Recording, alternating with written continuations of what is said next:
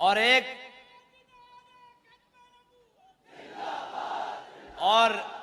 ایک منافق اعظم ذلیل اعظم صاحب کو آج کل امر بالمعروف آئی ہوئی ہے. اور میں نے کہا بھائی امر بالمعروف جن کے نامی سے نیکی بنی ہے نا، پہلے ان کی عزت کی تو بات کرو.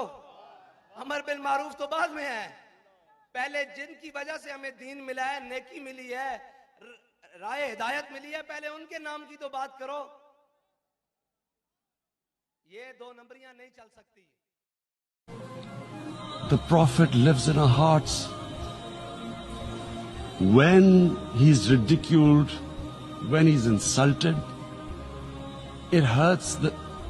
As we human beings understand one thing: the pain of the heart is far, far, far more hurtful than physical pain. And that's why the Muslims react.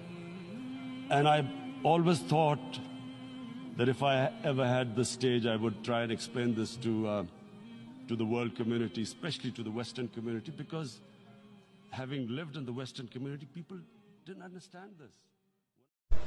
جدوں نے کیا غازی قاتل ہے تے جدوں اس نے سلمان رشدی جدوں دا اوتھے ہندوستان وچ لیکچر سی تے عمران خان نہیں گیا اودے تے پھر میں عمران خان نو سلام بھی پیش کیتا ہے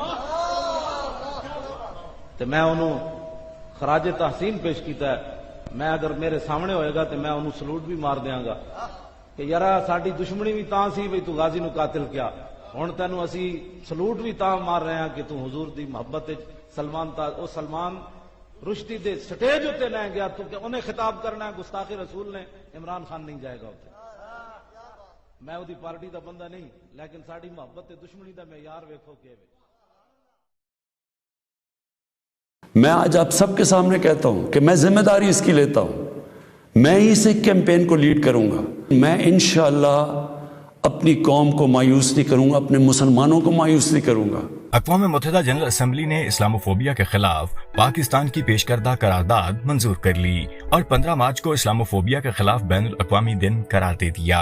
اس میں کوئی دو رائے نہیں کہ اس قرارداد کی منظوری کے پیچھے وزیراعظم عمران خان کی بے لوث کوششیں موجود ہیں، جن کی سربراہی میں پاکستان نے اقوام عالم کے سامنے مسلمانوں کا مقدمہ مؤثر انداز میں لڑا. پہلے بھی توہین رسالت کا ارتکاب ہوتا تھا، پہلے بھی گستاخانہ خاکے بنائے جاتے تھے، لیکن دنیا خاموش تماشائی بنی رہتی تھی. مسلم امہ بھی ٹھوس اقدامات کی بجائے محض اپنی ہی املاک کو نقصان پہنچاتی تھی. کچھ دن احتجاجی مظاہرے جاری رہتے تھے، پھر سب کچھ نارمل زندگی کی طرف لوٹ جاتا تھا.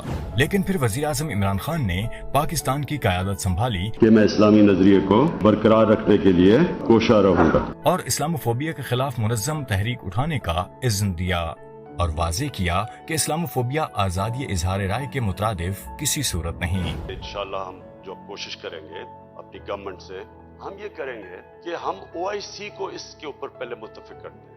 ہولوکاسٹ کے اوپر انٹرپریٹیشن کے اوپر بھی جیل سینٹنس ہے.